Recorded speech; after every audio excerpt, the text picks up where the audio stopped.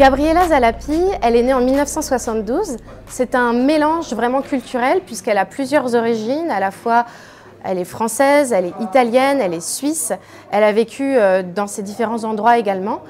Et donc, c'est une femme qui, à chaque fois dans ses romans, parle de quête familiale, de secrets de famille et de parcours de personnages relativement atypiques et elle suit différents points de vue, c'est ce qu'on va voir plus tard. Elle est également plasticienne, c'est intéressant à savoir, et donc romancière, et on va pouvoir évoquer ses différents romans. Cette année, on l'invite principalement pour 3 romans que je vais développer avec vous. Donc le premier qui s'appelle Antonia et qui raconte l'histoire d'une jeune femme qui va découvrir un carton. Et dans ce carton, elle va retrouver des notes, des photographies, des extraits de textes et elle va partir en fait dans une quête. C'est quelqu'un qui donc redécouvre à travers ces différents éléments le passé d'un grand-père viennois et donc elle va essayer d'aller à la poursuite de ces racines-là familiales et de découvrir qui était aussi ce grand-père viennois. Dans son roman Willibald, cette fois-ci, elle va nous raconter l'histoire d'une jeune fille qui devient un petit peu obsédée, enfin en tout cas très intriguée par un tableau qui est présent dans le salon de sa mère qui s'appelle le sacrifice d'Abraham. Et elle est tellement fascinée par ce tableau qu'elle va essayer de retrouver à qui ce tableau appartenait.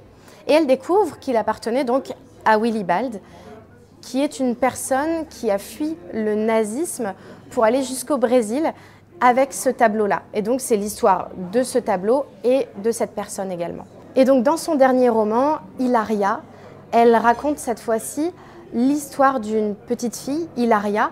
C'est écrit et raconté via le point de vue de cette petite fille qui vit en fait un enlèvement de la part de son propre père qui, à la sortie de l'école, décide de la récupérer puisqu'on comprend qu'il n'a pas la garde entière et totale de sa petite fille et qui décide en fait finalement de s'évader avec elle.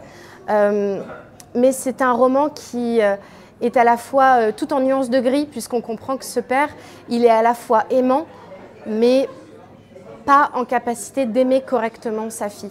Et c'est ça qui est puissant dans ce texte qui est brut, c'est qu'on comprend l'amour de cette petite fille, la peur d'abandonner son papa, et puis le conflit de loyauté aussi entre ses 2 parents. Et puis on suit le destin de cette petite fille au rythme des rencontres, du voyage, des absences aussi, des absents de sa maman et de sa sœur. Et aussi par l'intermédiaire de son petit nounours dans lequel elle met voilà, au fur et à mesure de son voyage des mots, des textes, des extraits de souvenirs. Donc voilà, on est encore dans un parcours un peu rocambolesque d'une petite fille et de l'impact que ça va avoir ensuite, on l'imagine, pour la suite de sa vie. Si cette présentation vous a plu, n'hésitez pas à retrouver Gabriela Zalapi lors du Au Fil des Ailes Festival du 12 au 22 novembre 2025.